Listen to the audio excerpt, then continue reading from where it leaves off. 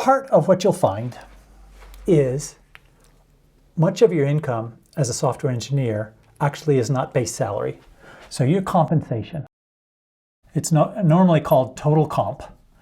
Okay, total compensation consists of following categories: a base salary, a yearly bonus, and normally restricted stock units. So this is RSUs. Possibly you might have options as well. And possibly there's an employee stock purchase plan. Let me just explain how these work. And as you have any questions, just jump out with them, okay?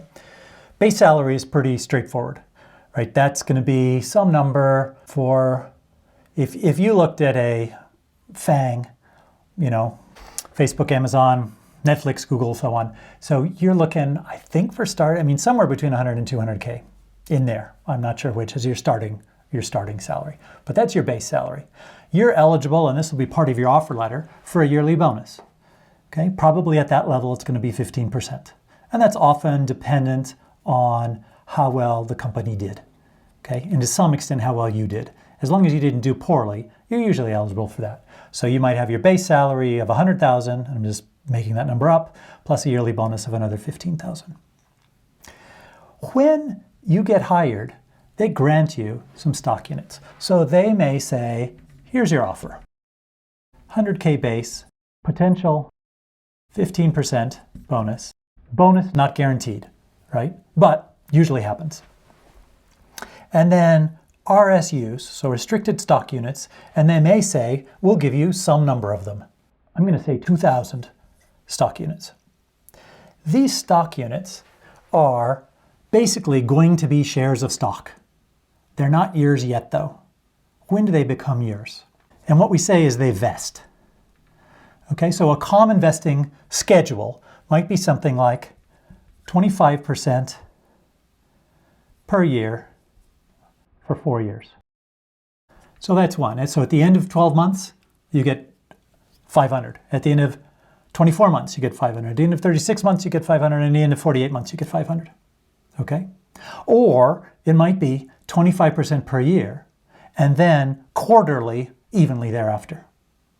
Or it might be like Amazon, where they backload it, and they say you get something like, and I don't know the right numbers, 15% the first year, and then 25% the second year, and then 30 and 30 maybe. Okay. Why do they give you these stock units? Besides, they're just very nice companies. So you'll stay with the company. So, and that's a very good reason, right? You have some of your compensation tied up until you go the full 4 years. The name for not being able to walk away because you'd be giving up money is golden handcuff. All right? It'd be so expensive to walk away because you're given so much money that you could see over the next time, After 4 years, though, the handcuffs wouldn't be there anymore, other than just you have this salary and yearly bonus. So they say, well, you know what? Every year, we're going to give you a refresher bonus if you've been good, right? If you have exceeded expectations, we're going to say, let's say after the first year, they might say, we're going to give you a refresher of, it's not going to be this big probably, and it's going to depend on how well you did, and it's going to depend on your level. But maybe it's 600 RSUs. So now you've got another 4-year vesting period. So after the first year, you got 500. The second year, you're going to get 500 from your first grant, and then a quarter of your second grant. So after you've been there for 4 years, and you've got 4 different grants, you've got, first off, a crazy different number coming in, every quarter or every month. But second, you always have another 4 years you're looking at where you've got these stock units that are vesting. Okay? How do they determine what this number is? It's basically, they look at what's the current stock price, and they're going to have some sort of a formula to try and figure out, how much money should we give in base salary, how much should we give in this bonus. When you're negotiating, can you negotiate on your RSUs, your initial RSUs? Sure. Sure. Okay. And ideally, stock price goes up over time. But basically what happens is, at the end of that first year, all of a sudden they just plunk in your account, like Charles Schwab or Fidelity or something. They're going to just plunk in so many 500 shares of your stock. And you can then sell it if you want. Okay? Options are different.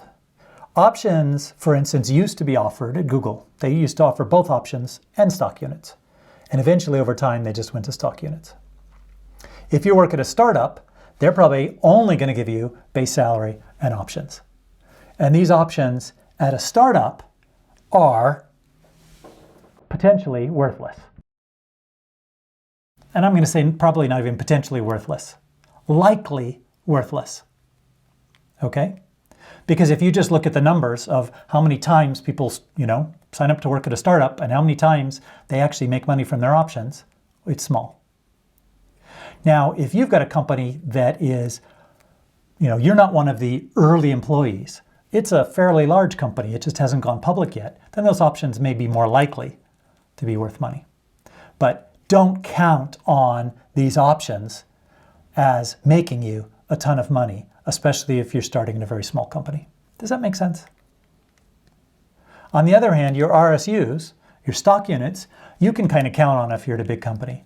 You can't count on necessarily they'll be going up in price, but you're going to be getting something and you're going to be worth something. Right? If I were at Tesla now and getting stock units, I'd be thinking to myself, the stock price is at, $650. It was at less than 100 a year ago. Is it really going to stay up this high or might it go down? My opinion is going to go down, so I would be counting on that. Any questions about these first four? I am going to talk about the restricted stock units and what you should do when you get them, but that'll be in a moment. But any questions about kind of how they work? Does anyone know? So let's just actually run through an option, right? An option, you might be given 10,000 options at $1. And that just says you have the option to, if you give the company $1, for every dollar you give them, they will give you a unit of stock. And you can do it for up to 10,000. Okay? These options are often good for 10 years, which is an extremely long time.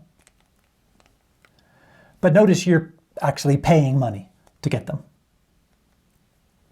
When you pay to get them, the difference between what they're worth today, what the stock is worth today, and what you paid is taxable income. Okay, so if you pay $1 and they're worth $3, you have to pay $2 per share in income tax. Sorry, you have to pay tax on $2 of income. It's quite a different story. Normally, or often, it makes sense not to exercise options.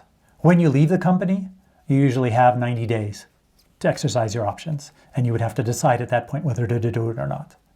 If the company is public, then it's an easy question. Is it worth more than the $1? If so, do it. If the company is private, then you have to figure out what to do. Do I want to make a $10,000 bet that in the future this stock is going to be worth some amount of money? Okay. But likely, you don't want to be exercising while you're working there. Okay. Oh, and the one other thing is the employee stock purchase plan. Here's how the employee stock purchase plan works. So an employee stock purchase plan, wow, this looks really laggy. Okay, so the employee stock purchase plan might be something like this.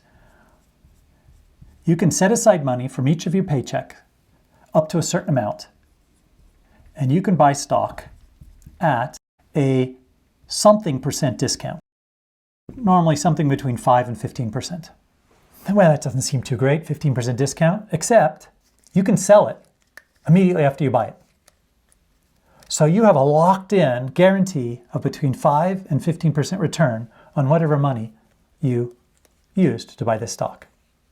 Except it's higher than 5 or 15% return, because this is normally every 6 months. There is a cap, otherwise, one would go out and borrow hundreds of thousands of dollars. Yes, it's usually some percentage of your salary, might be 15%, 20%, something like that. but really your returns. Here's the price. The price is, let's say this is January to June. June 30th, they look and they say, what is the stock price today? And what was the stock price at the beginning of the 6 months? Take the minimum and then subtract whatever the fixed percentage is that they've told you. 5, 10, 15%. So it's a no lose. And then you could just put it on auto sell to automatically sell it as soon as it drops into your account. Now, this is not why the company's reason for doing this is they want you to become a stockholder. They want you to be a long-term stockholder because they think that their interests are aligned with your interests. My claim is your interests are already very aligned. Don't make them even more aligned by holding stock in your company.